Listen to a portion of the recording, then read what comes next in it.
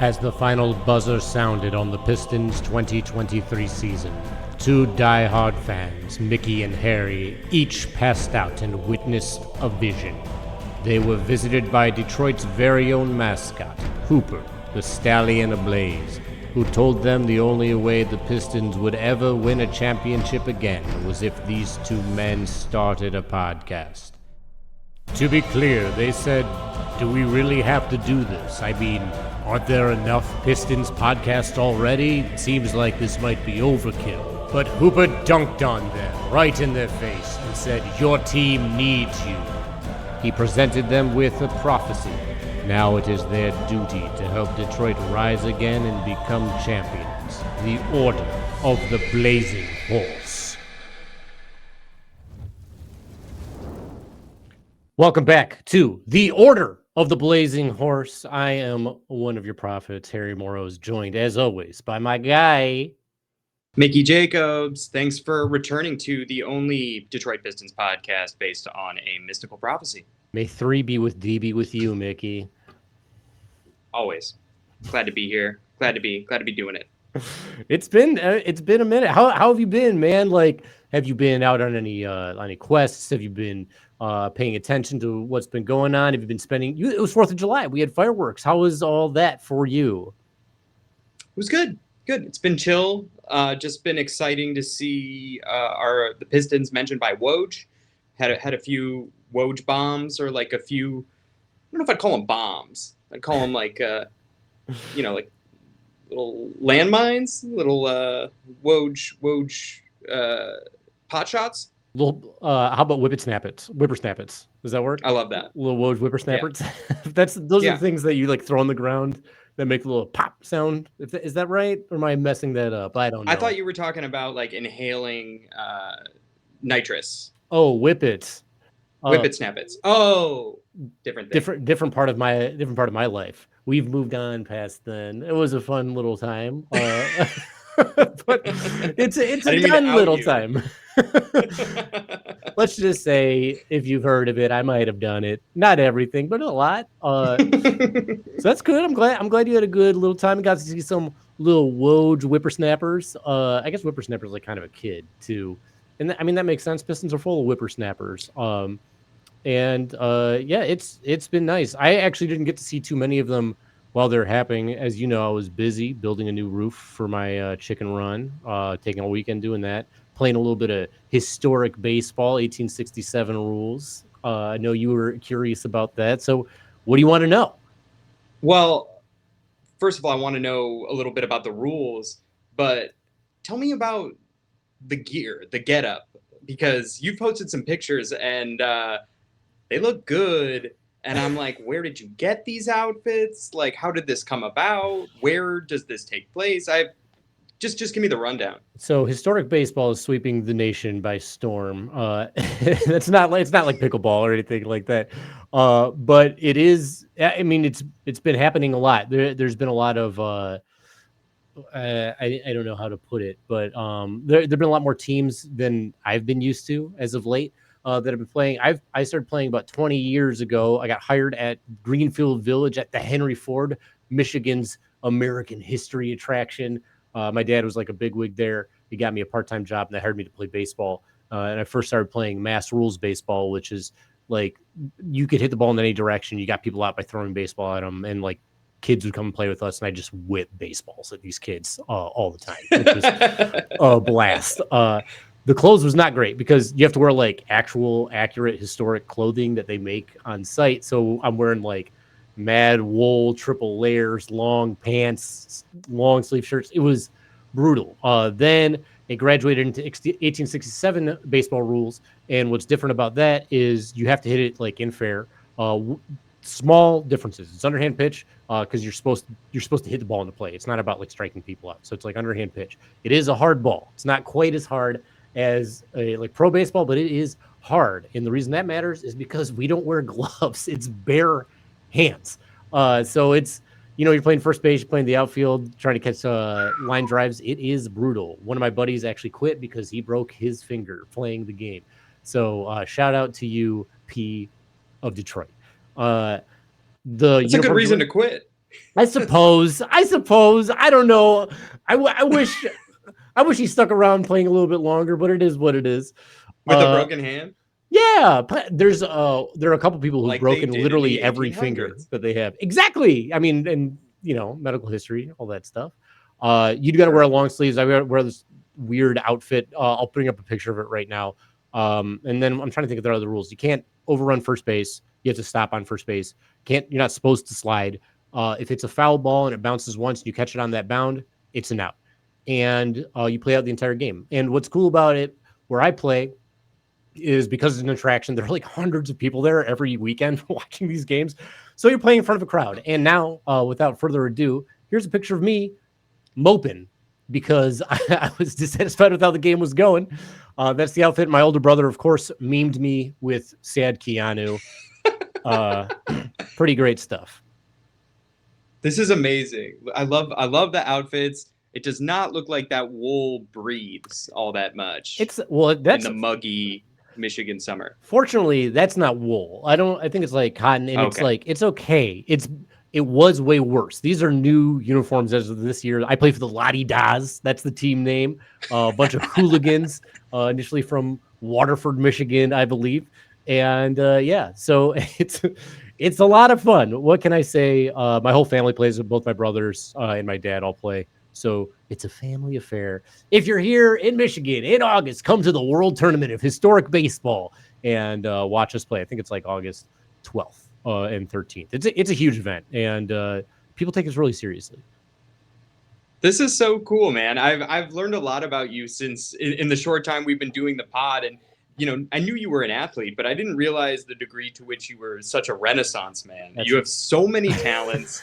You're building chicken coops. You're playing old school baseball, unicycling. It just it. I'm excited. I'm excited to be doing the pod with you, and just you're like an onion, just like there's a new layer every time. I just bowl. That's the same. It's the same. That's It's good very though. like Do you historic bowl? thanks.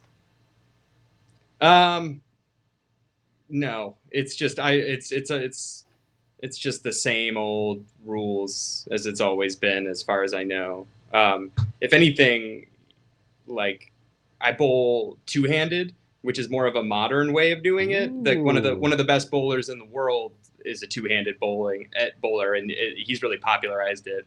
But no, that's just it's nothing compared to all your stuff. Bowling is something. Have you ever bowled a 300 game? What is your high game? No, Yeah. my personal best is 278. I love that you scoff at 300. You're like, God, no. 278, though. That was no big deal. It's hard. That doesn't happen a lot, by the way. That's like the best, like in many years of, and by many I mean like I'm in my fourth season of league bowling right now, so that's like once a week for like 22-week stretches. Then there's like a week off, and you start right back up. That's, dude, it's wild. 278 It's is a lot of bowling. insane. What about your outfits? You should show up in an old timey outfit, old timey bowler's I outfit. should. I should. I generally just, especially this time of year, just try to wear not that much because the alley is super hot. Yeah. The air conditioning is not great. Yeah. Alleys are always muggy, formerly smoky places of business. God, I love that. Yeah, I don't smoke cigarettes, but it's great being at a place in like the Midwest or like the East Coast that's just like time has totally forgotten people still smoke there. It's Mm-hmm. pretty amazing. Like, listen, no one's coming to change us. We're not changing the filters on these cigarettes. Yeah, Just let the thing that blows the grease off your fingers blow our cigarette smoke out of here. At the it's part of bowling alley. it. It's part of the atmosphere. I love it. Do you are just because we're on the subject of bowling? My favorite sports movie is a bowling movie. Are you a Kingpin fan? I think it's the best It's sports funny. movie ever made. I just saw Kingpin for the first time like within the past year or so. It's absurd, It's and I mean that in a good way. But it's like not that much about bowling. Like it is about bowling, but it's also about like the Amish, and mhm. It's it's about redemption. It's about sure. getting over who everyone has told you you are and being the person who you know deep down you are. Wow, it's fresh in your head. That is I impressive. it's one of my I'm favorite just movies. nostalgic for a time when Woody Harrelson and Randy Quaid were headlining a movie. That seems bygone. Let's bring him back. Well, let's bring Woody back. I mean, he's still working. Randy's got his own stuff going on, I He think, right now. certainly does. He certainly does. But no, there's some great jokes. It's a really funny movie. My favorite showdown battle sequence in any movie, the bowling match at the end, when Showdown by ELO is playing, everyone's hair is going wild. Oh my God, what a moment in that movie. Incredible. So go. I know this It's is a a banger. basketball Pistons podcast. Watch Kingpin. It's an amazing movie. We're gonna make it about us, and we're gonna make it about Randy Quaid. Deal with it.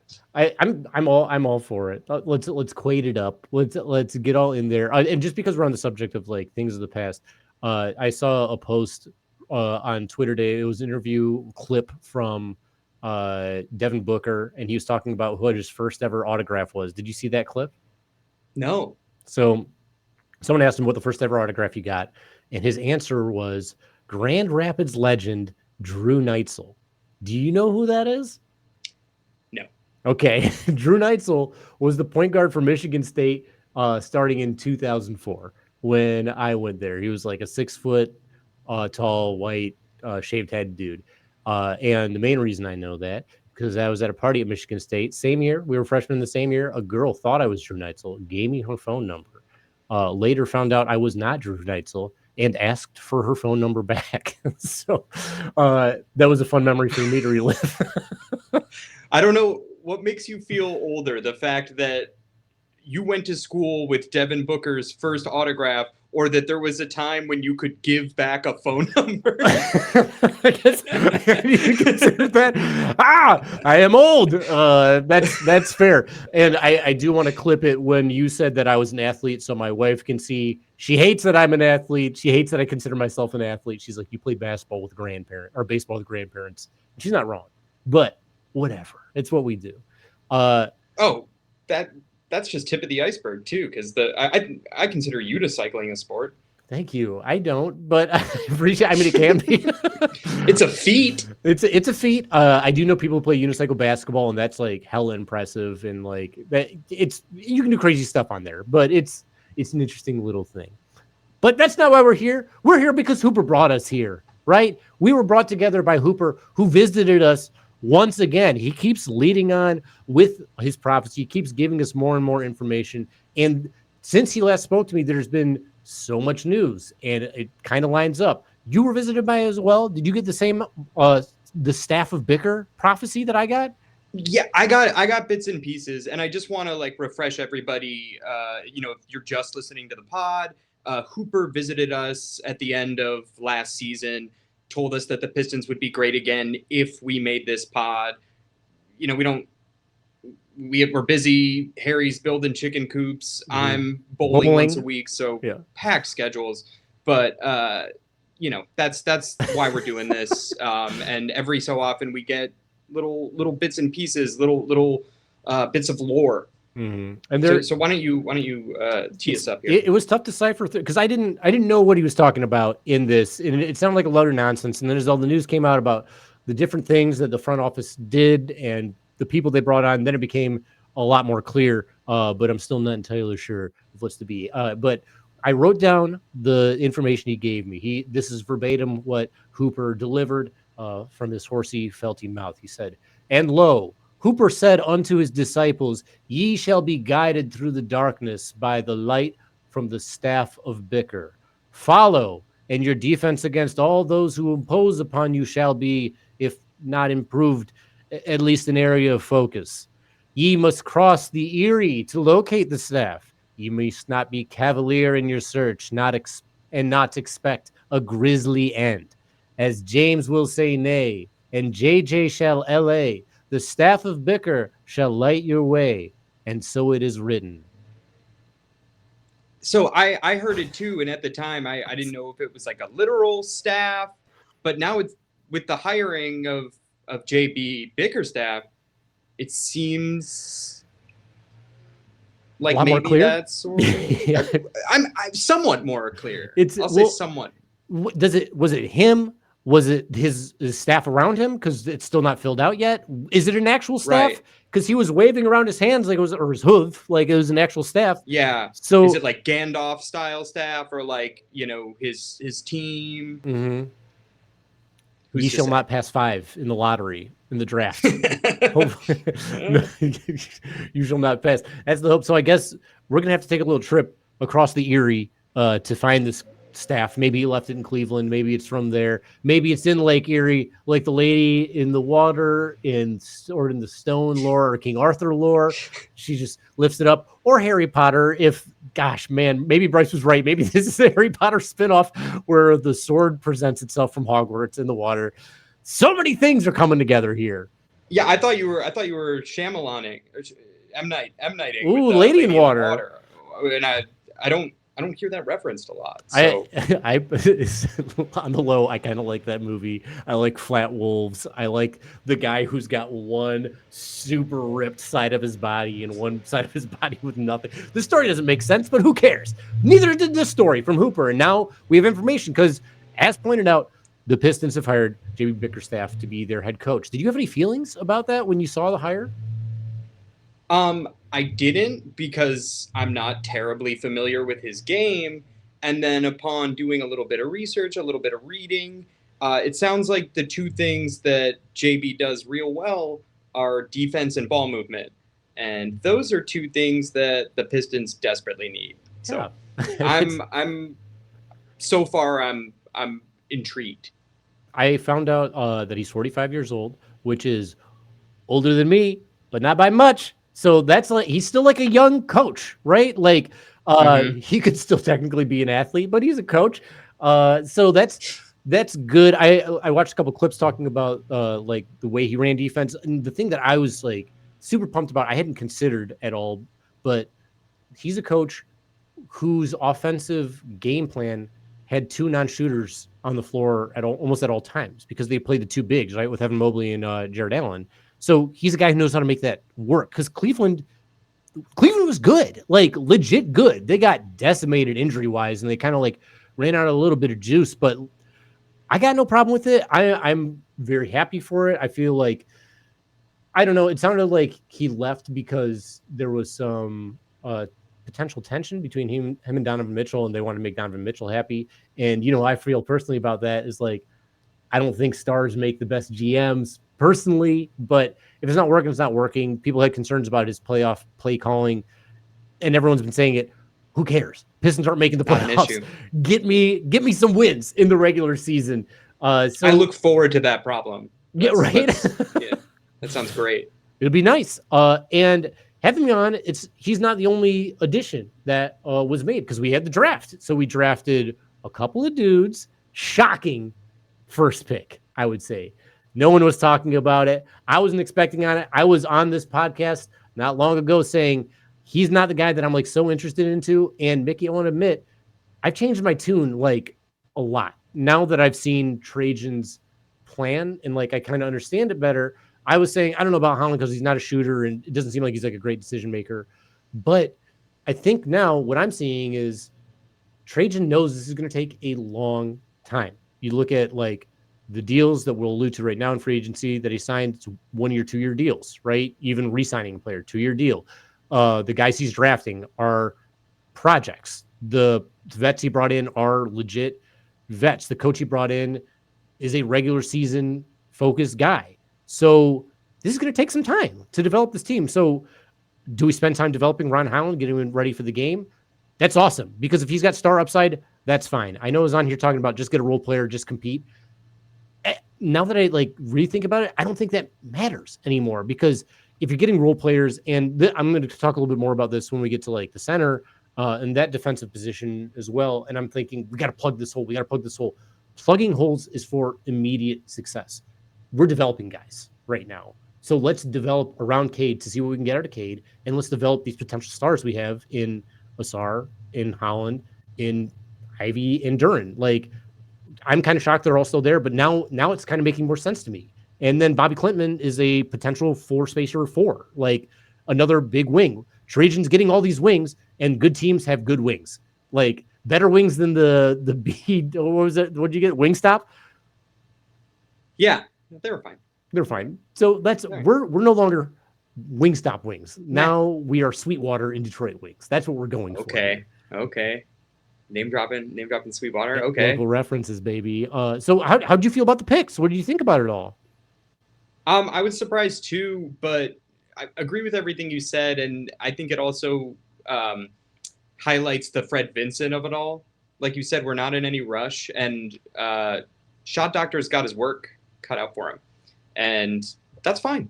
I think that's like we're gonna get to the signings, but I think when you look at who we're already starting to put around Cade and company, I think it makes sense, and I don't think the burden on Ron Holland is going to be, or Bobby Clement is going to be super huge out of the gate. So, I don't know if one or both of them spends time in the G League or if they just, come off the bench. But I wasn't expecting it, but I'm good with it. Like, it just sounds like a lot of people think that he has some of the highest upside of anybody in the draft. So it's exciting. Yeah, I think that's like kind of a big win. If there are people, legit analysts, who think that this guy's the best guy in the draft, has the highest star upside, and you got him at 5, that's kind of sweet. Like, it is cool. We'll see how it plays out. And I'm rooting for the kid. He said that his favorite sort of music to listen to when he's working out is R&B. He's a big Pendergrass? Pendergrass fan. And Yeah. I lost it when I heard that, because that's what I work out to. Not Pendergrass. I work out to more Keith Sweat. But still, R&B, for those who don't work out to R&B, change your game. It is incredible. It is sensual. It gets you going. They're singing with so much heart and passion, and the beats. It's the way to work out. That's how I feel. That's how you stay an old ass athlete. That's how you get in shape for 1867 baseball, son. I was gonna say that seems like a perfect pairing. R and B and the vint. Oh man. And yeah, so like Clement, I think we won't see very much of him. He'll probably be in G League, probably get some time. Ron Holland, I think will get like sparing minutes, is my guess. Mm-hmm. But I'm super fine with it. Like, ease these guys in. We're so used to like seeing rookies come in and have to start and have to do everything. Let's just not for a second. Yeah. Let's just not. So totally. I think we're starting to see how things are going. And then I think a lot of the complaints when the Pistons did their draft was these guys can't shoot, and that's what you need for Cade Cunningham. So let's move over to free agency. And that's what they got. They just got shooters, right? Am I right? Tell me a little bit about free agency. They got shooters, and I'm psyched about that because they got them on either expiring or very reasonable deals that aren't long term. And they also got guys who are available, which is so exciting. We've had shooters. We've not had available shooters. That's a great point. Because last year we had Tobias Harris out, just not playable, and then Burks was injured. Harris. Oh, that's Tobias Harris. Yeah. I don't remember his first name already. Why am I blanking? Why am I blanking too? Previous Harris. Tobias Harris is who we have now. Man, this is so frustrating. It's gonna come to you in a second. It's all right. Pistons legend. Pistons legend, John Doe Harris. Sorry, man. I totally blanked on your name. I did respect you. You were a SARS vet, and so I appreciate that. Joe Harris. What, Jinx? I didn't have to look it up. You typed it up. It eventually came. I knew it was a little Joe sound, but he's gone. So now we're here with guys who play. Even Alec Burks got injured for a lot of it. Boyan was injured a lot. And yeah, no shade to those guys, but even though the guys that we brought in aren't good defenders, there's no way they're as bad defenders, right? So there is that. Like, Tobias Harris is a legit option as far as like a scoring player, rebounder. He does a lot. His defense is pretty rough. I have Philly friends who complain about his defense all the time, but also whatever. Malik Beasley, whatever. He's a 3-point specialist. Fine. Tim Hardaway Jr., whatever defense, volume shooter, like averaging over 7 3-point attempts a game. That's spacing. That's great. So now we have guys who can shoot around the perimeter. At least 3 can be out there at any point, right? Like, the guys that we know for sure are starting right now are Cade and Tobias Harris. And I don't know who else. I legitimately have no idea who else is going to be starting for the team. Yeah. Because Yeah, it they also depends on because it seems like a trade will be coming at some point, or another acquisition will happen. So it's hard to say. But even though we don't have guys who can do everything, like two-way guys, we have shooters and defenders. And I feel like last season we only had one or the other, and sometimes they were hurt or perhaps misused. So yeah, and just doubling back real quick, in your defense, in mine of not remembering Joe Harris's name, there were a lot of Pistons players last season. over 30, I believe. There were a record number, an NBA record breaking number of players. So record-breaking season, heartbreaking season, podcast inspiring season, moving Hooper to make things happen on his own terms, to blaze his own trail, if you will. Definitely. So yeah, that's been free agency thus far, right? Did we miss anything? Simone Fontecchio. Yeah, we re-signed him for 2 years. I was initially surprised that the terms were so short. Like 2 years is a short amount of time. But this is Trajan's team. He doesn't know anybody. He's like, let's see what we got. Also, we don't know where Sarr and Holland are going to be in 2 years. So, like, what's the point? But the deal that Fontecchio got, $8 million a year. I thought he was going to make $16 million a year, easy. And I like him. Great thumbs up in there. Just popped up. So I'm happy with it. I know that there are complaints about some of these guys, but Tobias Harris wants to be here. That's lovely. He was here before. He's a good guy. Him and his brother are funding a whole bunch of affordable housing, which I think is pretty great. Yeah, that's dope. Like that's so dope. I love good guys. Like when you look at the Lions get a lot of good guys, and that's nice. When I was thinking about the Pistons, they were talking about bringing in specific players that have assault history. Like I was getting ready to sweat because I do not love that. I don't like that, and I don't condone that. Like, oh my God, to be a Los Angeles Clippers fan right now, I'm sorry. That is rough. I know you got Kawhi, but like you lost Paul George and the guys you brought in. Woof, like real woof. So I'm happy that's not us. I'm happy we're not the Bulls. Like things are already looking up for the Pistons as a team, and the Bulls not because they brought in like bad character guys, but I think the Pistons are making better moves than the Bulls are. So that's fine. And we're flexible. We have a lot of flexibility as things go on. We have trade assets in the future. We have trade assets now. We still have a lot of cap space left, like you said, to potentially bring in a new player. And with all that being said, some of our players kind of reminiscent of some of the players we've had in the past. Yeah. So, we're happy with the moves that are being made. It seems like things are fresh, things are exciting, things are flexible. But, I perused Reddit a little bit, and not everybody feels that way. And maybe it doesn't feel as different as it's been in the past. So we're going to play a little game right now. This game is called Who You Talking About, Reddit? And so basically I am going to read you a post, and you are going to tell me if you think it's about a current member of the Pistons or a former member of the Pistons. Sounds good. And you ready? Before we start, are any of these positive? Yes. No! But we're talking about Reddit. So, okay, it's generally not, I wouldn't say positivity is what it's known for. But, we're going to get into it, is the point. Okay. So, all right. So, the first one is going to be, is this Monty Williams or is this about JB Bickerstaff? Oh, Lord. AKA Monty V. Bicky. Ready? All right. First one.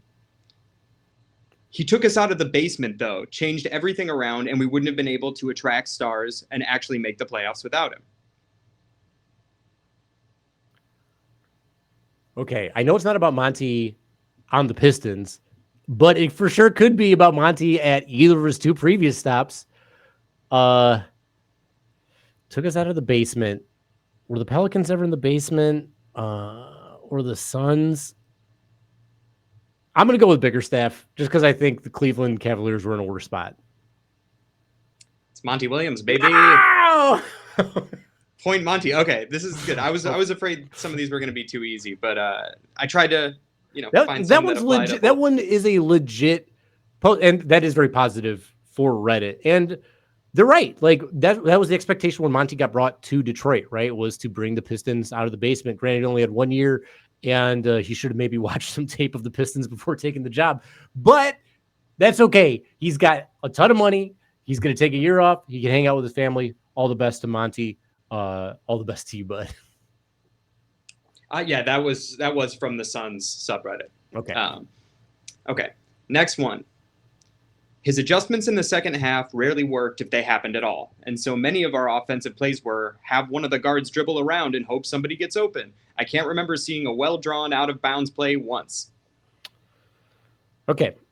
I know that Monty has had good OOB plays. I've seen some, so that's one clue. Second clue, one of the guards, no. Only Cade when Monty was here. So my guess is this is about Bickerstaff. You're correct. That is Yeah. about Bickerstaff.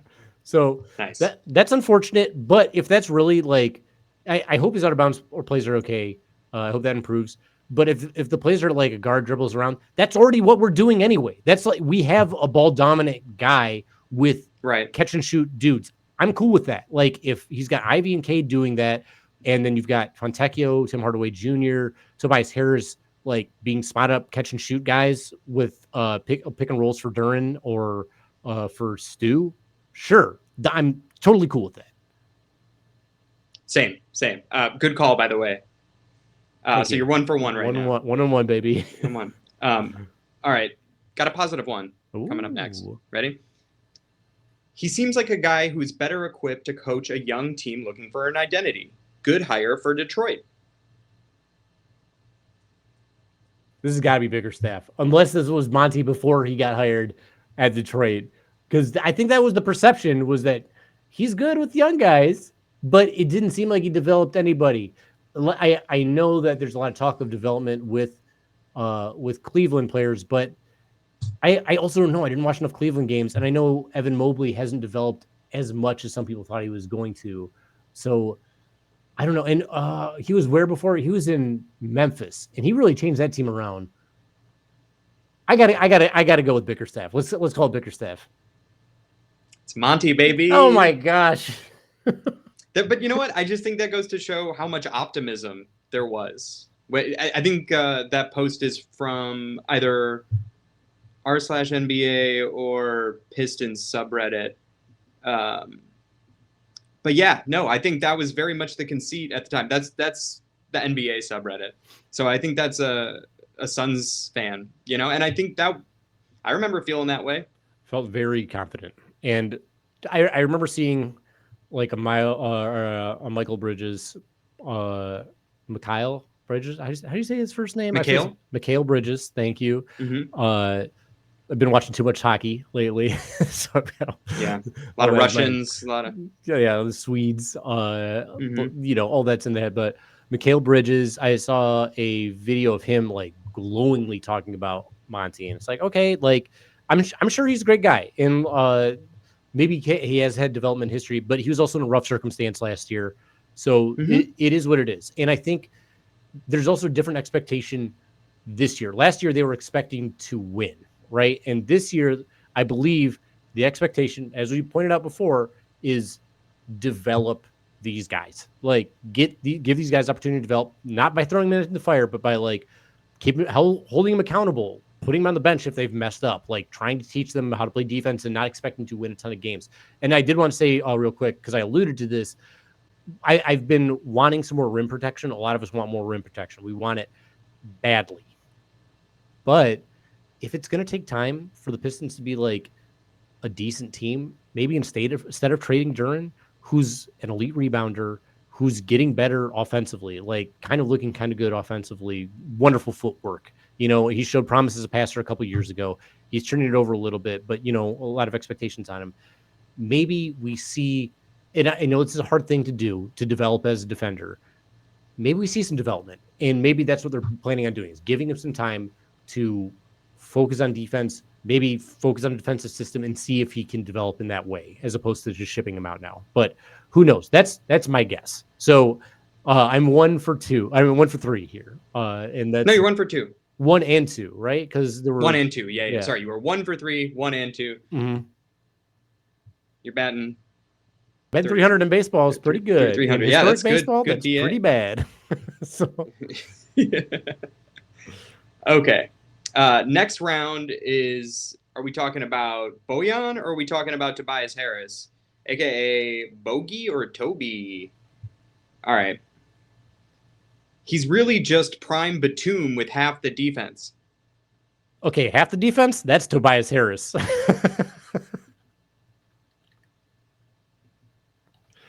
Okay, I think this one's a little tricky because I don't necessarily agree with this fan, but This is about that's about Bogey? Bojan. Oh my Yep, god. What I would give for half the defense from I Bojan. know.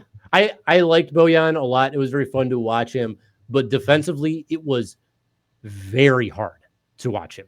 Like very hard. And it's not like he wasn't giving effort. He just wasn't capable, I don't think. And that's fine.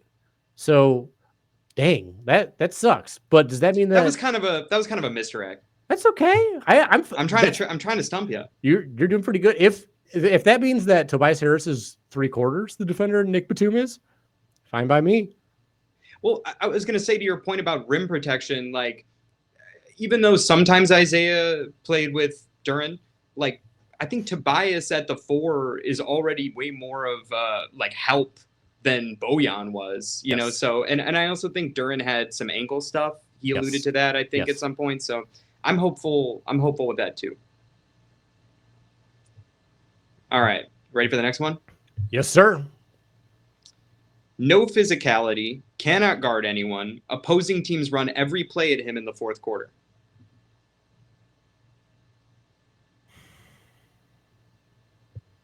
Oh man. I gotta go Boyan again. Tell me this is Boyan. Tell me this is not Tobias Harris. You got to understand, Philly fans, they're No. bitter. They're Oh, they're really. so mean. It was. You know what I've learned too, just like compiling these posts. It was the contract. They really hated the Tobias Harris contract. Like even and Over a Jimmy couple of years Butler. ago he It was was over Jimmy Butler. They chose Tobias right, over Jimmy, so it's like right. extra. Sorry to cut you off there. No, and I think since him getting that contract in Philly and now like with everything with the CBA, like what is he making? Like 52, 53 mil over 2 years? Yeah. I really don't think that's that much, and it's not for very long. So, you know, they really hated him towards the end, or at least the Reddit community. My one buddy, shout out to Mike Benner, was vicious on, on Tobias. I feel so bad about it, and like I get it, because like I said, I get really frustrated watching Bad D, uh, but man, that's really too bad. You know, can I tell you one thing that I love about Tobias Harris? He was in Hustle, another basketball sports movie on Netflix. He took on the boa constrictor, whatever the nickname they gave to Hernan Gomez, Juancho Hernan Gomez, in that Bo Cruz. Adam Sandler wanted to be the cruise missile, but I think it was the boa constrictor. And he played him nice in that game. So I love that. I love anybody who showed up in Hustle, except for Doc Rivers. And no shade to Doc Rivers, but I'm happy he's not our coach. So there's that. Little shade. It sounds like you're A little throwing at Doc shade. Rivers, but it's all right. He can handle it. He's dealt with worse. He deals with Philly fans now. Ready for the third one? Let's do it. One for 5. This so was far. tough round. Tough round. Okay. He can really score from anywhere on the court, and his ability to create his own shot is insanely huge for us. I think that's bogey. I think it's bogey because I think that he can create his own shot from anywhere. Like, and it was impressive. Like he did turn it over a little bit on his drives, but like where he'd pull up from, how often he'd pull up, pretty great. And I think he was more important to Detroit than Tobias Harris was to Philadelphia in the perception, not even the perception fan, just in reality. He was legitimately our second best player for the years he was here. Yeah, no, great 3-level scorer. We saw him do everything because everybody was like, oh, he's just a 3-point shooter, but like we saw him put it on the deck a bunch, and like he's a crafty driver. Oh yeah, but that post is about Tobias Harris. Get out of here! Oh my god! Oh my god, dude! This is so insane. It's from 3 years ago, after a Tobias Harris game winner from the NBA subreddit. Lordy. I need to get Fred Vincent to show up at my place. I have to up my percentage a little bit. 1 for 6. Ah! Woo! Okay, you can tell I'm never on Reddit. You can bring it back up. You can redeem in the 3rd round, which is Alec Burks or Tim Hardaway Jr. or AB VTHJ. Okay. His season averages are pretty steady year after year, but they're filled with long stretches of ups and downs and more downs. I'm going to go with Tim Hardaway Jr. Because I feel like the only down stretch of the season I'd ever experienced with Alec Burks, everywhere he played, the only down I ever saw him was when he was injured last season at the beginning, when he had that forearm injury and he couldn't shoot worth a lick for 2 months. It seemed like maybe more. And I'll admit, I don't know that much about Tim Hardaway Jr. I know that he had some crazy numbers starting last season, then he kind of like tailed off a little bit. But I'm more familiar with Alec Burks. I feel like Alec Burks is actually a fairly steady player. So that's where I'm going. Well, you're right. Yeah. That is a post about Tim Hardaway Jr. Got numbers on the board now. You got two for 2 out of 7. 2 out of 7. Okay. Let's bring you up to like a respectable-ish Hooper guide me. All right. All right. Points are only one side of the game. He's atrocious defensively and makes everybody have to rotate and recover for his dumb ass. And he ain't even good offensively. That good offensively. Oh man. Can you read that again? Yeah, sorry, I kind of botched it. No, you read it right. I'm looking for any little hint I can get here.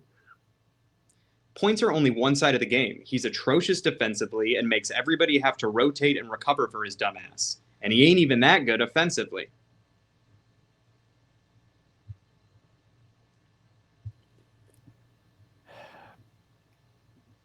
I'm sorry, AB. I'm going to go with you because on defense, you were an open door, my friend. Can't believe you would do AB like that. But you're right. Oh, that's about AB. I'm sorry, AB. I like you. Did I tell you my there's a story my buddy Jeff Tice. He I think either played for or I think he played for 1 year or tried out for Colorado's basketball team when he was there. He went to the same college, same time period as Alec Burks. Jeff Tice, hilarious comedian. Check him out. Buy some of his books. He's a children's author as well. Very funny guy. Good basketball player. I love playing ball with him. He told me the story about how he was playing like pickup and Alec Burks showed up and he was just wearing like cargo shorts. He wasn't even supposed to be like playing or anything. And he just for like a play joined the pickup game and dunked on my buddy in cargo shorts. And I think that's like the most embarrassing way you can go. Like change in his pockets, flying out, like maybe some, I don't know, like a measuring tape in there, maybe a bottle of camo or a can of camo. Cargo shorts is not a basketball player look when you're up in the air. That's very white men can't jump scammy, if you will, or reverse Woody Harrelson, if you will. Or in Hustle. In Hustle. With the Tims. That's right, with the Tims. Oh, man, second reference to Hustle. I'll watch that movie again this week. I love it. We got to be sponsored by Netflix. They got to start throwing us some money. Netflix is a joke. We're a joke. Come our way. Great call, by the way. We got one more. Okay, 3 for 8. Let's see if I can get just below 50%. You can get a respectable 3-point average here if you clinch this. I know people hate how he chucks random shots, but sometimes you need that guy who doesn't hesitate to shoot, especially when the bench is out there.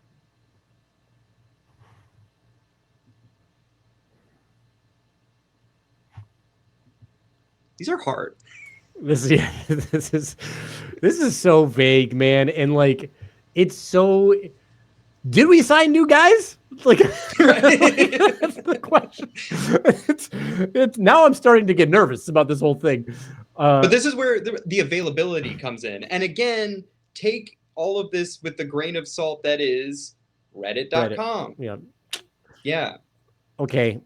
And I'm sorry to do this because this is bad no matter who I think this is, but I'm very sorry, Alec. There are two moments I can remember specifically when I saw you put up a shot near the end of the game in a close game that I could not believe you put up. You were double teamed. You were not the guy who should have been making the shot at that point, and you were having a rough game. I got to say, it's Alec Burks. You're right. It's Alec Burks. 4 of 9. I'm so sorry, man, but those shots killed me. And I get it. It's You're not just trying you, to it's win. Reddit. It is Reddit. Yeah. And know that I By the appreciate way, you. there was a. By the way, I know I found posts about the game you're talking about, just like super contested, crazy shot. But there was another. There were a couple. There was one about Tim Hardaway Jr. I was going to pull about how like without his shooting, like they wouldn't have won important games. And I thought important games was a tell because let's be real, the Pistons haven't had many important games since Alec Burks was a Piston. But my point is that there are multiple games where like we wouldn't have even been in it if not for AB. Like when he was on, he's a bucket. And everyone on the Knicks was complaining when he got traded recently, and then he had like amazing playoff games. Yeah. So, you just got to ride the wave, baby. I think that's what you have to expect from players like that is that sometimes they're going to put up a ton of points. Burks had like 2 or 3 30-plus point games when our team was like tanking. And how do you not win when that's the case? And the Pistons showed how you don't win. It's really too bad. But like, I appreciate him. I legitimately do. And he was very fun to watch. All-star foul achiever. Like the way he got to the line. I was just going to say. Unbelievable. Like you watch Cade and Cade doesn't draw fouls. I have a theory about it. I think he's so big and he moves so I'm going to say slowly. I will say slowly that it How dare you? Sorry. Don't talk about my prince like that. I still think you're the most important player on our team and the best player on our team. But because of that, it never looked like he was getting like thrashed. When you see a guy like Burks would over exaggerate and flail, and he's like very thin. So like for a basketball player, so it looked like my man got hit, and he made noises. And his face was selling it, and I love that even when he drew those fouls and his body was all contorted in odd ways, he still was able to square his body up to get a respectable shot off. Like the amount of and ones he made, if I cared enough, I'd look into the number. But I appreciated it, and I appreciated him, and I thank him for his service on the Pistons. I'm not a hater, and I don't even mind that you and Boyan got us just Quentin Grimes, who then has departed our team. So the outcome was essentially Tim Hardaway Jr. and 3 second-round picks. I don't mind. Mm-hmm. I appreciate what you did for the team, both you guys. I appreciate Monty for dealing with whatever he had to deal with, and I'm very excited to have our 2 guys on this team and a different team to watch this upcoming season. Me too. Like even though there's a lot of similarities between a lot of these players, I don't think availability can be stressed enough. Like it's such a huge deal. And I just think, even though not everybody is a two-way guy, there are NBA players in the starting lineup and in the bench, no matter what moves are made from here on out. And a lot of last season could not say that. Yeah. Yes. Like truly so. As hard as it is to say, it is very true. And like you said, I'm going to quote from @Pride of Detroit, from Pride of Detroit, the website for SB Nation, the Detroit Lions one. There's a writer named Ryan Matthews, smart guy, great writer, funny dude. His go-to quote that these might as well have a patent is the best ability is availability. and it'll be nice to have that on this team. And as far as those guys, like you said, are like NBA caliber players, I do think it was.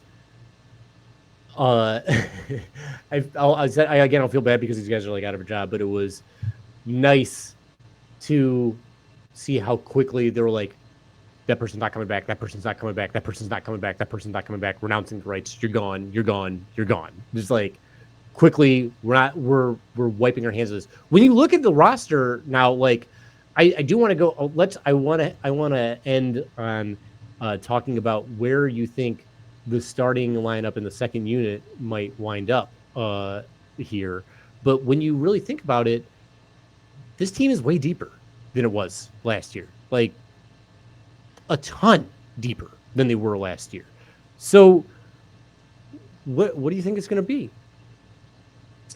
We've talked about this a little bit. Mm-hmm. I'll own that. This isn't totally off the dome, but I think Cade's gonna start. Fair. I think either Beasley or Tim Hardaway Jr. could start at the 2.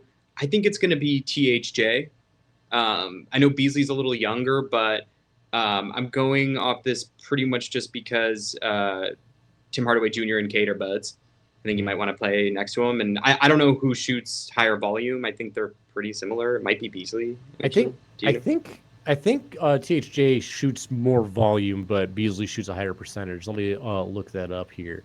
While we just need a quick trigger. Yeah. Fontecchio, Tobias Harris, and Duran. And I think there's not like a all NBA defender in that lineup, but I think Fontecchio for more than 16 games, Tobias Harris based on just like his size and ability alone, I think it's going to be better. And hopefully Duran or whoever's in the starting lineup makes strides. Are we doing the bench too, or do you want to? Yes, the bench too. Look, there's a chance that Cade and Ivy start next to each other, but not in a he only gets 10 minutes kind of way. I would love to see Ivy come off the bench and just run the second unit. I forget where I read this, but the idea of staggering Cade and Ivy so that one is on the court at all times and then they play 10 to 15 minutes together as well. That sounds really cool. Yes. Beasley at the 2. Holland potentially at the 3. Asar at the 4. And Stu. And then 11th man Sasser.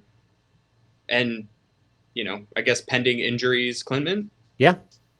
And whoever else they acquire here, because they still have 20+ million in cap, so they have to get somebody else at this point.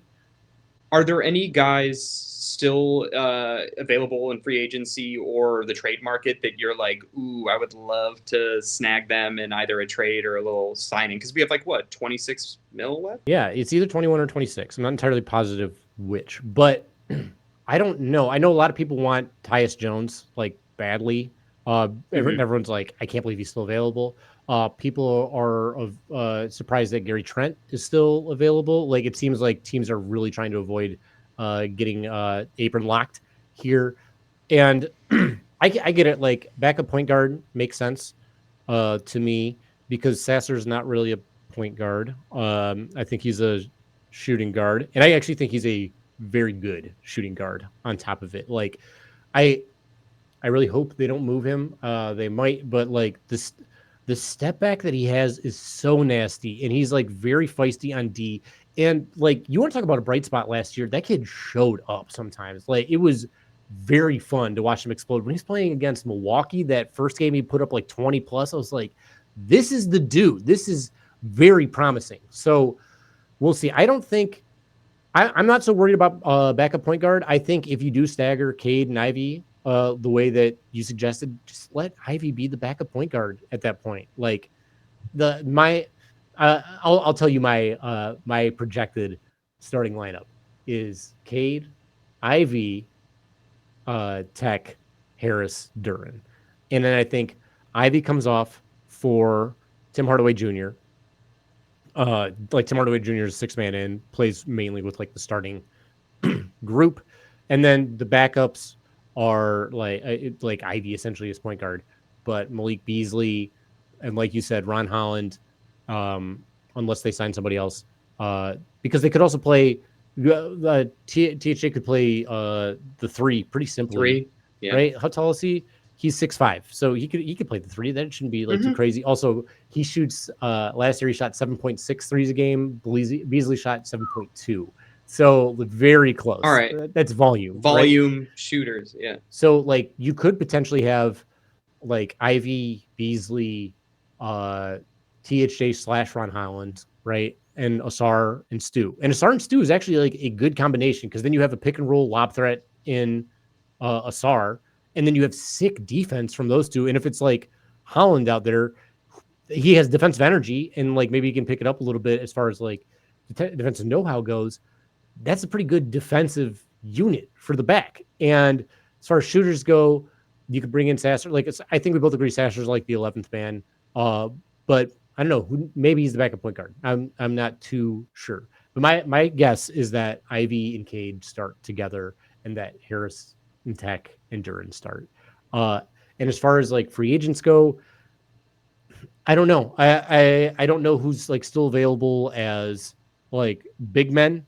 In like in the trades, there's talk about like Clint Capella, but like what would you have to give up to get him, and like what sort of solution is he actually? Like I'd like him. Like I said earlier in the episode, are we going to give up on Duran in that regard? And if you bring in Clint Capella, what are you doing? At that point, then he's going to be your starting guy, and then Duran's your backup. But then if he's your backup, then you have no stretch big. So I don't know. I truly don't have a freaking clue what's going to happen with that. I think it's a good point, and I think that bringing in either Tyus or Capella, whether it's permanent or not, it definitely is like, well, what's going on with Ivy slash Duran then? And we'll see. But I mean, yeah, at this point, like I don't think pencils are down, but I'm already liking so much what we have now compared to what we had, and yeah, like I think I would like for Cade and Ivy to play a lot, but I just would love like coming out of the gate for Cade to have like two lights out shooter. I mean, I guess you could call Fontecchio like he's quick with it and he's willing. He's great. He shot over 40% when he was with us from three. That's good. If you have let's say we get Tim Hardaway Jr., Fontecchio, and Harris. Harris is a 36% 3-point shooter. Fontecchio 40. Yeah. And Tim Hardaway Jr. 39 at volume. That's a lot of shooting. Like a ton. That's a ton of floor spacing. And with people who are vets, like real vets, like real experience in the NBA on winning teams. Like Dallas is a winning team. Philadelphia is a winning team. Fontecchio, like he hasn't played with a winning team. He was playing with Utah and with us, but like we already know that he's good. We already saw it. Like that dude showed out. So I'm for it. I'd like to see it happen. I floated this idea on Twitter because I know that the Kings are probably going to try to move Kevin Huerter, right? The Magic could use some more shooting, and the Kings need someone to be physical and big. I'd love to know. Again, no offense to Stu. I'm the only latching onto this because I called him being the player to be moved earlier. But the concept of some sort of 3-team trade involving the Magic, the Kings, and the Pistons, where Stu ends up in Sacramento, Huerter ends up in Orlando, and Wendell Carter Jr. winds up in Detroit. Then you have a floor spacing big. They already have like 3 centers outside of him on there. Remind me for the Magic centers. So they have Badaze, right, and I get Jonathan Isaac's Mo like Wagner. 4-5, and Mo Wagner. So they're loaded in the front court. Yeah, I don't think it'll happen, but like if there was a player to target, decent defensive, floor spacing big, Wendell Carter Jr. would be a good plan if it were me. But again, that's for plugging the hole in the immediate, and I don't think that's the plan. So I don't think that's going to happen. Fit wise, it's nice though for just about everybody. Yeah, I love Red Velvet on the Magic. Although they just got KCP. Not that they can only have one shooter. It's true. But, yeah. Is KCP? I know he's like 3 and D, what is his actual 3-point percent? I know he's mainly D. KCP's like a big 3-point shooter, or sorry, a big defender. His 3-point percentage, yeah, it's 40%. He's good. He shot 40% last year, 36. So maybe they don't need it. Yeah, Who knows? I suppose they don't. It wouldn't be worth it for them. that's also with the focal point that is Jokic and company. Mm-hmm. Maybe he's done that everywhere, but I feel like he was kind of streaky in LA, even though he wanted to. Yeah, it's like I said, his career is 36. Last year he was 40. Real quick on that, let's take a look. So he was 40.6 last year, 42.3 the year before that. With Washington, he was 39. With the Lakers, he was good his last 2 years, 41 and 39. And then Oh, before that's that, great. it's like lower. So it took him Wow. 1, 2. So his first year, 31, second year, 34, third year, 30, fourth year, 35. So it took him like 4 years to become a good 3-and-D player. So essentially when he was with It's Detroit, hard. he was a bad 3-point shooter. And then after that, he Perfect. blew up. So pretty cool. It's just how it goes. All right. Well, with that in mind, I hope everyone can subscribe. Like I know everyone says that on all their posts, but help us out. Not Get us us. going. We don't say it. Well, now subscribe. We do. Like and subscribe, please. If we please.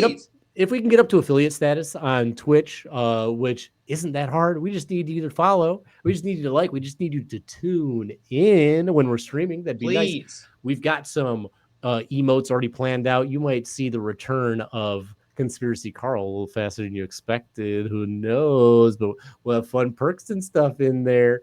And yeah, we got some fun stuff planned. We're gonna do a flipped version of the game we played today. Instead of who you talking about Reddit, it's gonna be who you talking about Twitter. That's right.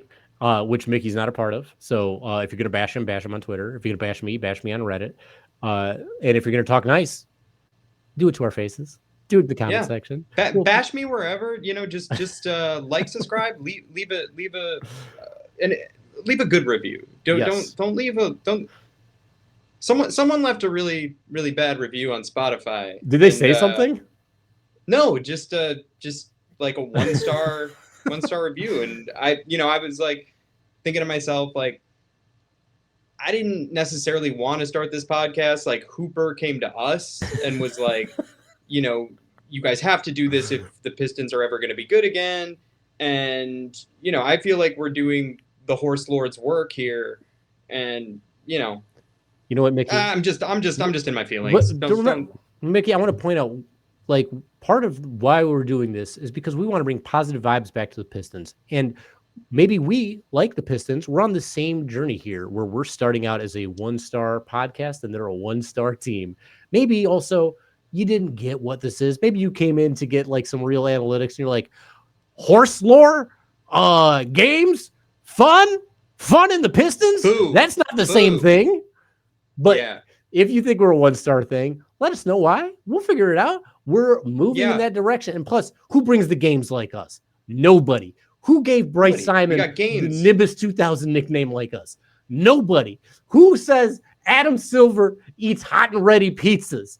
Nobody. We do that. Nobody's talking about that. Mm-hmm. We bring you Airbud, the hobo. Yeah, you're right. We'll keep it positive. The change will come. It's just like the Pistons. We're on a very similar arc. I love that. And we shall improve.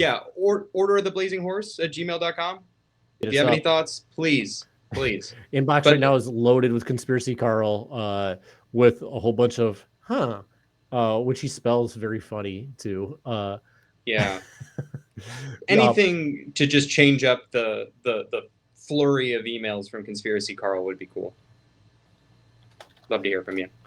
So with that, thank you very much. I've been Harry. And I'm Mickey.